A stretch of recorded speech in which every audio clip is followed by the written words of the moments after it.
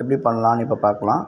இது வந்து pelvic floor muscle strengthen பண்ணுறதுக்கு, யூரினரி இன்கான்டினன்ஸ் மற்ற வேறு சில இதுக்கான ஸ்ட்ரென்தனிங் எக்ஸசைஸ்க்கு இது யூஸ்ஃபுல்லான ஒரு ரிவர்ஸ் கீகிள் எக்ஸசைஸ்.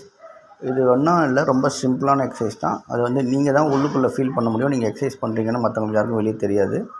ஸோ நீங்கள் எங்கே வேணாலும் பண்ணலாம். உட்காந்துட்டும் பண்ணலாம், படுத்துட்டு பண்ணலாம். ரிலாக்ஸான பொசிஷனில் இந்த மாதிரி பெஸ்ட்டாக படுத்துக்கோங்க. உங்களுக்கு நல்லா பொறுமையாக மூச்சு நல்லா உள்ளே இழுத்து ஒரு நல்ல ஒரு எக்ஸ்பேன்ஷன், அடி நல்ல ஒரு எக்ஸ்பேன்ஷன் ஆகிற மாதிரி ஒரு ஃபீல் கிடைக்கும்.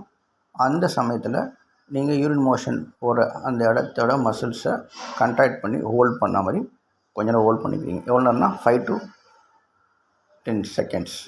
இனிஷியலாக 5 seconds இல்லை 3 seconds ஸ்டார்ட் பண்ணும்போது ஹோல்ட் பண்ணி பண்ணுங்கள். அதே மாதிரி ரிப்பீட்டேஷனையும் கொஞ்சம் கொஞ்சமாக இன்க்ரீஸ் பண்ணிக்கலாம். 5 times, 10 times, 15, 20.